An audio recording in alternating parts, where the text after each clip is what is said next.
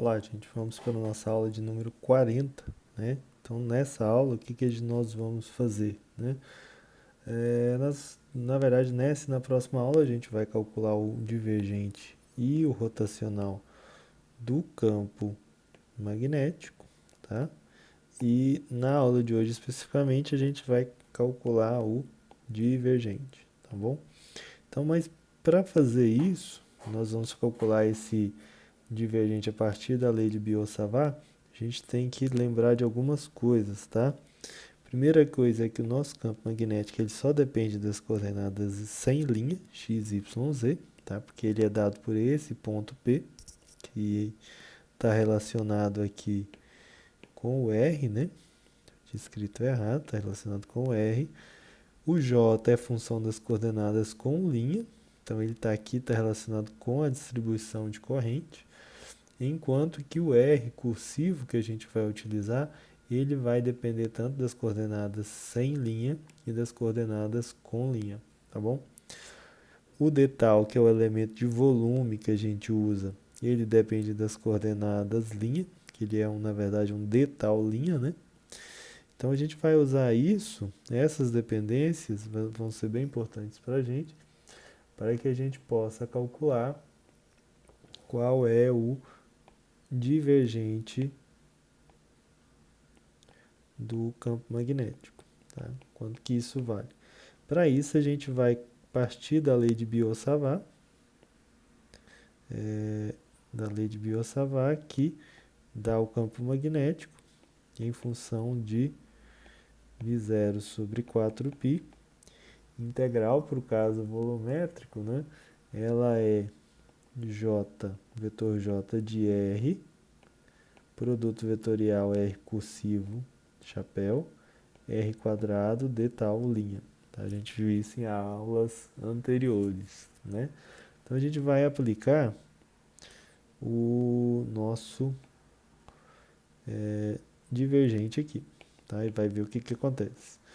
Lembrando, né, eu não escrevi aqui, mas o nabla, ele é dx chapéu mais del y chapéu mais del z chapéu.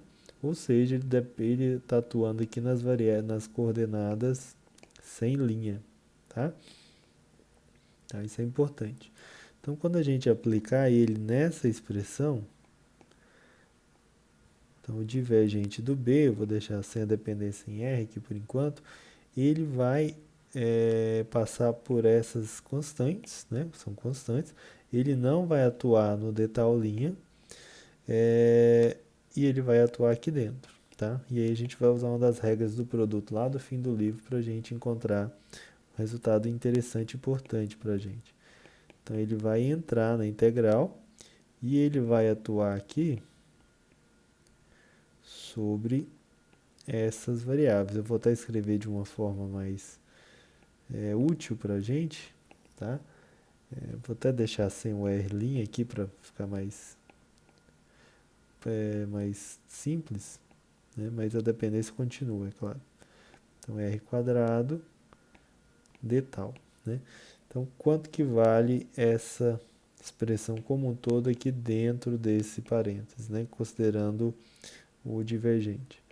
Então, a gente vai ver quanto que vale isso. Como ele não vai atuar sobre o detal linha, a gente pode até tirar ele aqui da integral.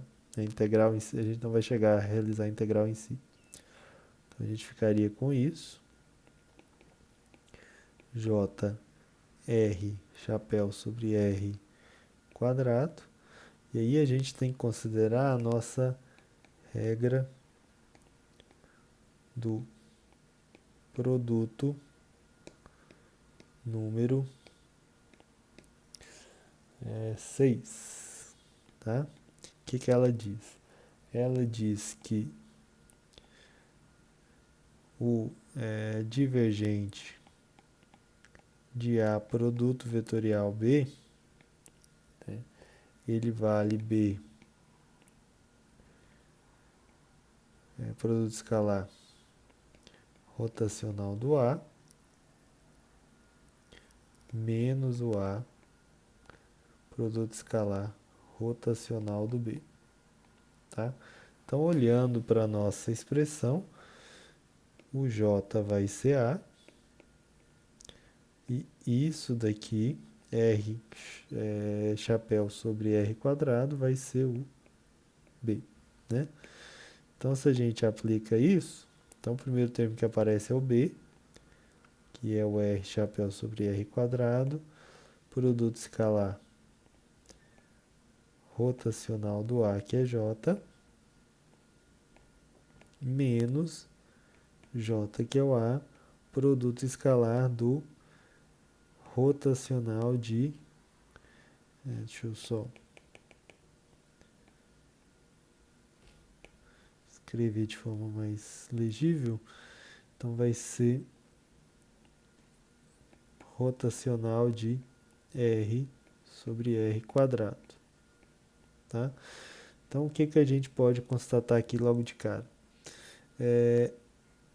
Nesse termo, a gente vai ter o rotacional do J, mas o rotacional ele tem o nabla que está fazendo a derivada em relação às coordenadas linha, e esse J ele só depende das coordenadas, melhor, o nabla ele está fazendo a derivada em relação às coordenadas sem linha, e o J depende das coordenadas com linha. Então, pro nabla, né, quando ele atuar sobre o J, na verdade ele está atuando sobre a constante. Então, logo, esse termo aqui vai dar zero. Aí a gente fica com o segundo termo, né? Quanto que ele dá? Então, o segundo termo tem J, produto escalar, vou fazer separado, do rotacional de R sobre R quadrado, tá? Se a gente volta lá na página, ou melhor, lá na seção 1.5.3, né? Aqui o livro ele não é muito explícito em relação a esse resultado, mas se a gente volta nessa parte, que é a seção que vai falar da função delta de Dirac, lá vai ter essa relação. O gradiente de 1 sobre R, ele é igual a R chapéu sobre R quadrado. Que é exatamente o que a gente tem, só que com um sinal negativo aqui. Tá? Que isso significa, né? Isso significa que essa parte aqui, que está aqui, ela é na verdade, ela pode ser escrita na verdade como isso, né?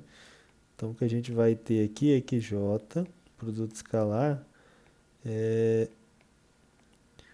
rotacional do gradiente de 1 sobre R.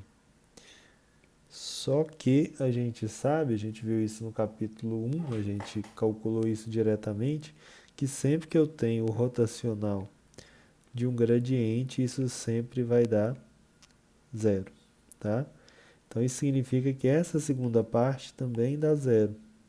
Então, se tudo dentro da integral dá zero, a integral como um todo dá zero, e o resultado que a gente chega nessa parte que é muito importante é que o divergente do campo magnético é zero. Tá? Então, essa é uma das equações de Maxwell que a gente chegou agora. Né? Até agora a gente tinha falado apenas da lei de Gauss, agora a gente chega nessa equação que diz que o divergente do campo magnético dá zero, ou seja, o campo magnético ele não diverge. E a gente vai interpretar isso depois, né, de uma forma mais profunda, em termos de monopolos e de polos magnéticos, tá? Mas por enquanto é isso.